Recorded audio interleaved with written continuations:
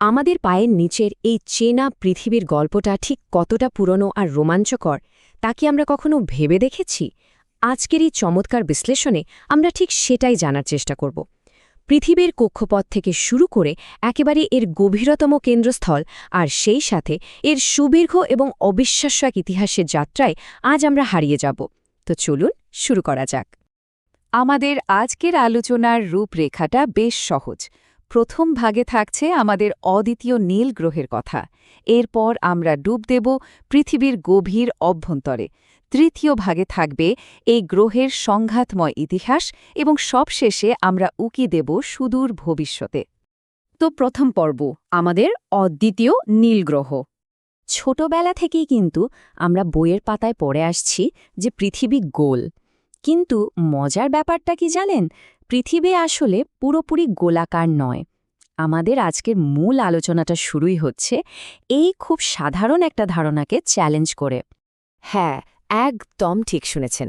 পৃথিবী কিন্তু জ্যামিতিক দিক থেকে নিখুঁত কোনো গোলক নয়, বরং এর আকৃতি অনেকটা জিওয়েড বা সহজ কথায় বললে ওপর নিচের সামান্য চাপা একটা কমলালেবুর মতো। নিজ অক্ষের ওপর প্রবল বেগে লাঠিমের মতো ঘোরার কারণে পৃথিবীর বিষুবরেখা বা মাঝামাঝি অংশটা বেশ খানিকটা স্ফীত হয়ে গেছে। আর এই স্ফীতির পরিমাণ প্রায় ৪৩ কিলোমিটার, মানে মেরু অঞ্চলের চেয়ে নিরক্ষীয় অঞ্চলটা ৪৩ কিলোমিটার বেশি চওড়া। আর এই গ্রহটা যে আসলে কতটা বিশাল তার একটা দারুণ উদাহরণ হতে পারে ৫৫ কুইন্টিলিয়ন সংখ্যাটি। আমাদের পৃথিবীর মোট ভর প্রায় ৬ সেপ্টিলিয়ন কিলোগ্রাম। সংখ্যাটা এতই বড় যে মাথা ঘুরিয়ে দেওয়ার মতো। বিষয়টা একটু সহজ করে ভাবি।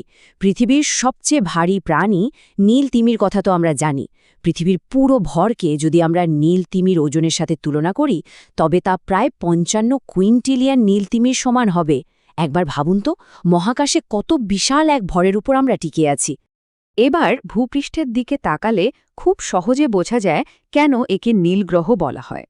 পৃথিবীর উপরিভাগের প্রায় ৭০% পানিতে ঢাকা, আর বাকি মাত্র ৩০% হল আমাদের এই বাসযোগ্য শক্ত স্থলভাগ। মহাকাশ থেকে যখন সূর্যের আলো এই সুবিশাল মহাসাগরগুলোর ওপর পড়ে তখন পৃথিবীকে ঠিক একটা উজ্জ্বল শান্ত নীল মার্বেলের মতো দেখায়। কিন্তু এখানে একটা বিশাল টুইস্ট আছে। এই যে বিপুল পরিমাণ পানি, এর প্রায় ৯৭% হল মহাসাগরের তীব্র লবণাক্ত পানি। আমাদের দৈনন্দিন ব্যবহারের জন্য বাকি থাকছে মাত্র ৩% মিষ্টি পানি। আর অবাক করা ব্যাপার হল এই ৩%-এর মধ্যেও আবার ২%-এর বেশি বরফ বা হিমবাহ হয়ে জমে আছে। তার মানে হ্রদ বা নদীতে সরাসরি ব্যবহারযোগ্য পানির পরিমাণ আসলে ১%-এরও অনেক কম। আমরা প্রতিদিন হিসাব করি যে একদিন মানে পাক্কা ২৪ ঘন্টা, তাই না? কিন্তু গ্রহীয় জ্যোতির্বিজ্ঞানের নিখুঁত হিসাব আমাদের একেবারে ভিন্ন একটা তথ্য দেয়। পৃথিবীকে নিজের অক্ষের ওপর একবার পুরোপুরি ঘুরে আসতে আসলে সময় লাগে ২৩ ঘন্টা ৫৬ মিনিট এবং ৪ সেকেন্ড। জ্যোতির্বিজ্ঞানীরা এই সময়টাকে বলেন নাক্ষত্রিক দিন বা সাইডেরিয়াল ডে। এই ছোট ছোট পার্থক্যগুলোই আসলে বুঝিয়ে দেয় যে মহাকাশ বিজ্ঞান কতটা নিখুঁত আর সূক্ষ্ম। এবার চলে যাচ্ছি আমাদের দ্বিতীয় পর্বে, পৃথিবীর গভীর অভ্যন্তরভাগ। চলুন মাটির ৬,৪০০ কিলোমিটার নিচে একটা কল্পনানির্ভর ডুব দেওয়া যাক। পৃথিবী মূলত ৩টি প্রধান স্তরে বিভক্ত: ভূত্বক বা ক্রাস্ট, গুরুমণ্ডল বা ম্যান্টল এবং একেবারে ভেতরের কেন্দ্র বা কোর। আদিম যুগে পৃথিবী যখন মাত্র তৈরি হচ্ছিল তখন লোহা আর নিকেলের মতো ভারী মৌলগুলো থিতিয়ে একেবারে গভীরে মানে কেন্দ্রে চলে যায়, আর সিলিকন বা অ্যালুমিনিয়ামের মতো হালকা পদার্থগুলো ওপরে ভেসে উঠে ভূত্বক তৈরি করে।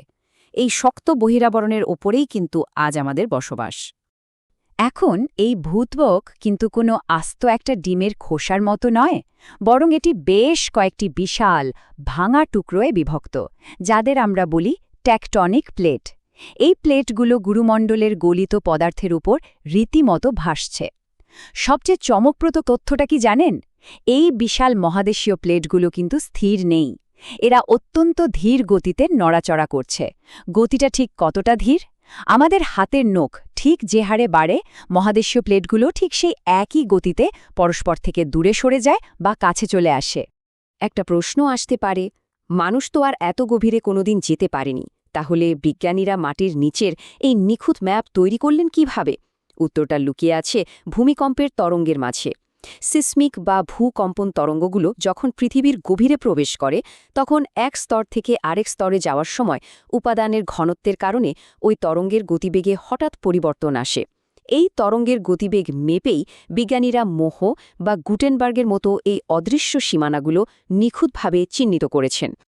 এবার চলুন একেবারে পৃথিবীর কেন্দ্রে যাই। পৃথিবীর তরল বহির্কেন্দ্রে গলিত লোহা আর নিকেল প্রচণ্ড বেগে ঘুরপাক খাচ্ছে, আর এই অবিরাম ঘূর্ণনের ফলেই সৃষ্টি হয় পৃথিবীর সেই বিখ্যাত প্রতিরক্ষামূলক চৌম্বক ক্ষেত্র। অন্যদিকে একেবারে ভেতরের যে অন্তকেন্দ্র, সেখানকার তাপমাত্রা প্রায় ৫,৫০০ ডিগ্রি সেলসিয়াস, মানে সূর্যের পৃষ্ঠের তাপমাত্রা প্রায় সমান। কিন্তু এত প্রচণ্ড উত্তাপ থাকা সত্ত্বেও চারপাশের অবিশ্বাস্য চাপের কারণে ওই অন্তকেন্দ্রের লোহা গলে না গিয়ে একেবারে কঠিন অবস্থায় জমাট বেঁধে আছে। অবিশ্বাস্য, তাই না? ৩ নম্বর পর্ব, সংঘাতের ইতিহাস। কেন্দ্রের খবর তো জানলাম, এবার একটু সুদূর অতীতে ফেরা যাক। আজ থেকে প্রায় ৪৫৪ কোটি বছর আগের কথা। সৌরজগতের সেই শুরুর দিনগুলো ছিল চরম বিশৃঙ্খল আর ভয়াবহ। গ্রহাণু এবং ধূমকেতুর অবিরাম আঘাত পৃথিবীকে রীতিমতো ক্ষতবিক্ষত করে দিচ্ছিল।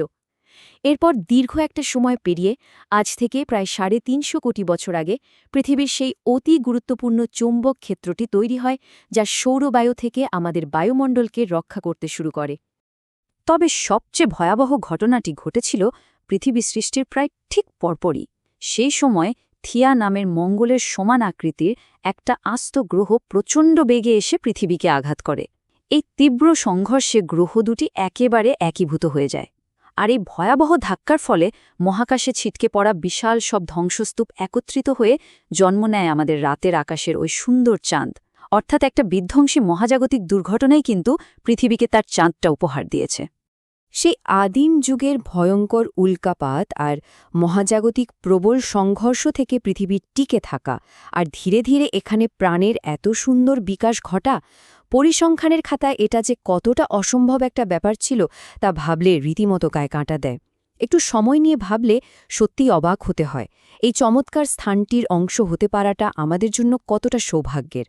কোটি কোটি বছরের এত সব মহাজাগতিক প্রতিকূলতা পেরিয়ে এমন একটা বাসযোগ্য গ্রহ পাওয়া আসলেই এক মহাবিস্ময়।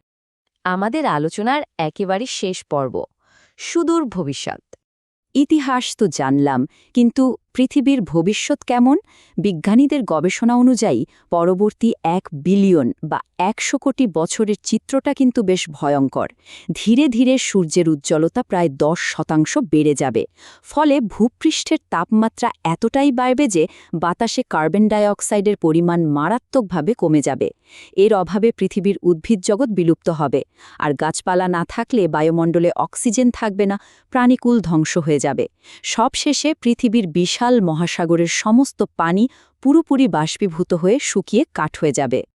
এই চরম পরিণতির ফলে আগামী ১ বিলিয়ন বছরের মধ্যে পৃথিবীর গড় তাপমাত্রা গিয়ে ঠেকবে প্রায় ৭০ ডিগ্রি সেলসিয়াসে।